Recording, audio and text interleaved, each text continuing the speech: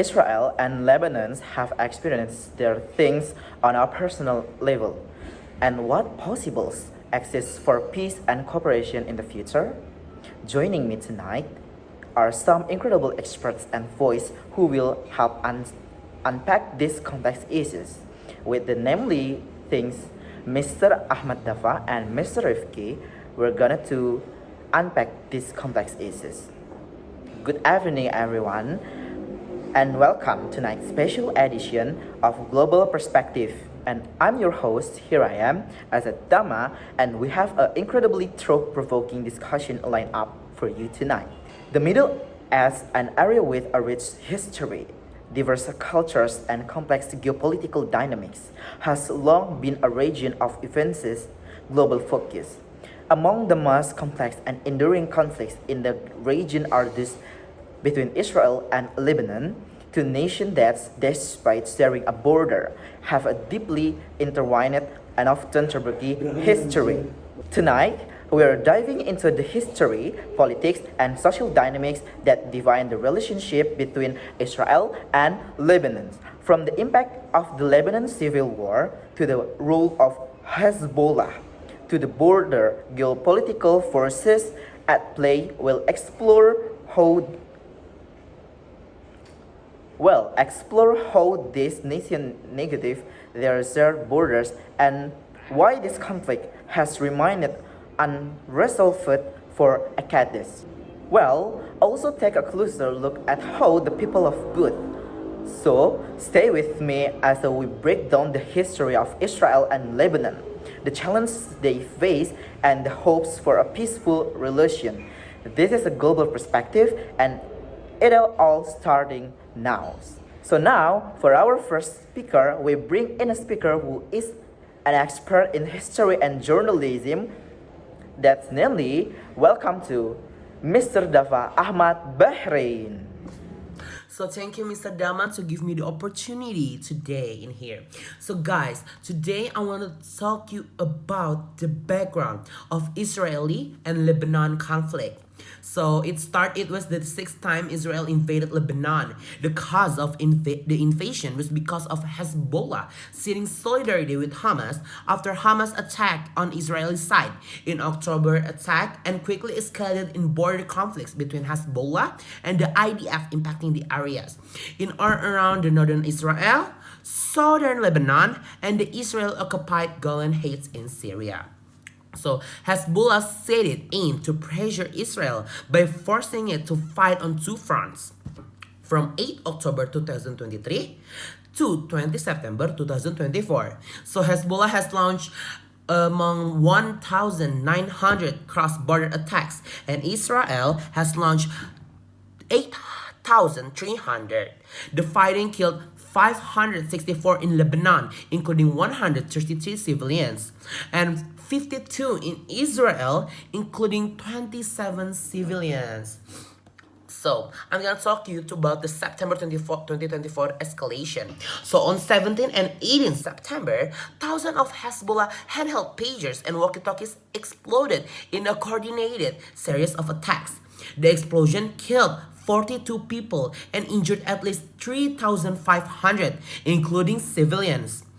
Reuters reported that, according to an unnamed Hezbollah official, 1,500 Hezbollah fighters were taken out of action due to injuries, with many blinded or having lost their hands.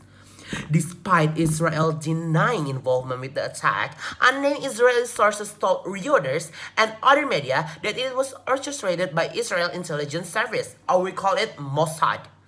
So in response, Hezbollah, who described the attack as a possible declaration of war by Israel, launched a rocket attack on northern Israel a few days later. So the IDF began a series of airstrikes on 23 September, killing over 800 and injuring more than 5,000 in the first week. So on 27 September 2024, Hassan Nasrallah, the Secretary General of Hezbollah, and several other senior Hezbollah leaders, including Ali Karaki, commander of Hezbollah's Southern Front, were killed in an Israeli attack in Beirut. So guys, that is all for my background for the Israel and Lebanon conflict. So thank you. I will go back to Dama. Thank you. Alright, thank you so much, Mr. Daffa Ahmad Bahrain, for your perspective and your knowledge about the background of these conflicts. And for now, we bring the second speaker, which is history expert from the University of Lampung. Please welcome Mr. Rifky Irwan, who will present material about the timeline of this conflict. Okay, thank you, Dhamma, for giving me a chance to talk about the still ongoing conflict between the Israeli and the Hezbollah in this meeting called Global Perspective. So, on the 1st October, IDF troops crossed the border into Lebanon in series of small-scale raids intended to precede a broader ground incursion. Witnesses have said that they have heard a sound of tank in southern Lebanon. There were also reports of heavy artillery striking the border towns of southern Lebanon.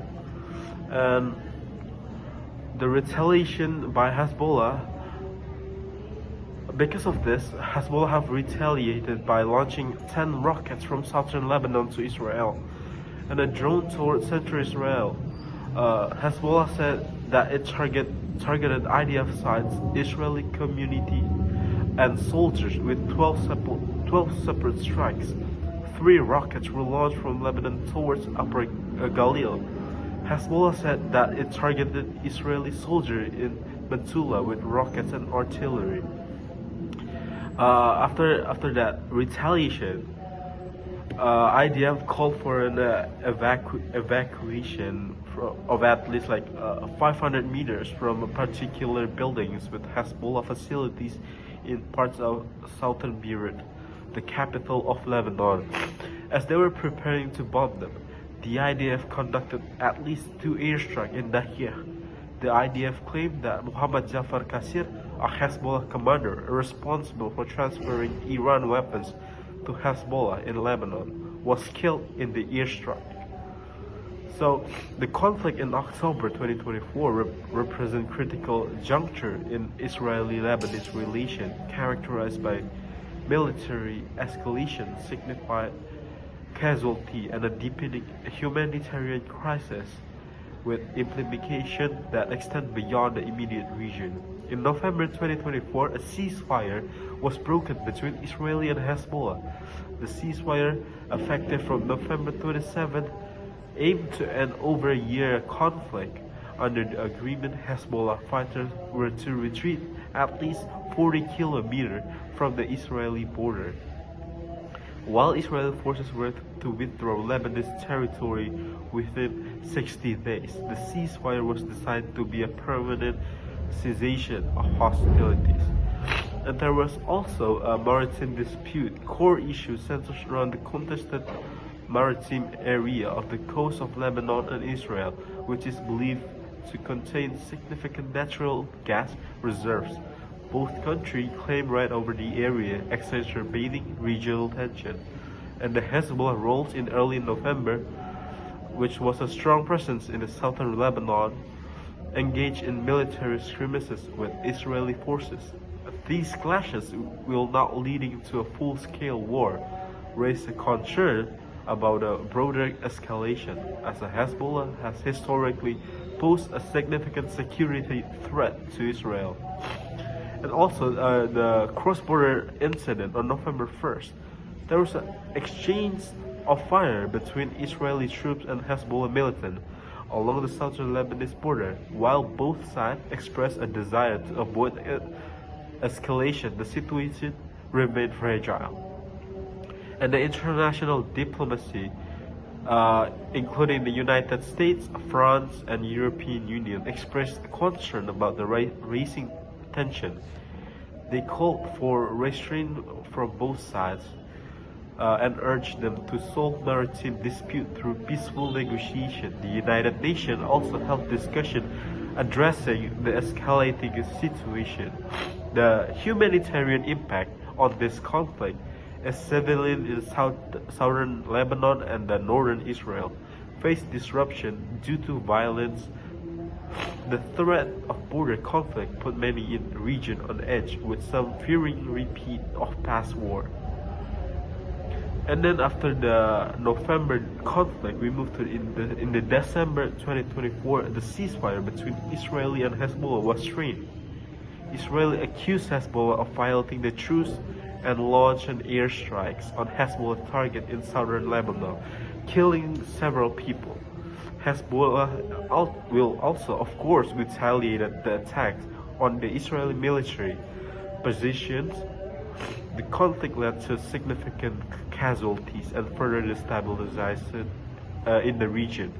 While Israel and Lebanon avoid direct large-scale conflict, tension remained high, especially with the Hezbollah military activity and ongoing dispute over the maritime border. But both countries maintain cautious but combative stance, with Israel conducting military operations against Hezbollah, while international pressure for diplomatic solution continue.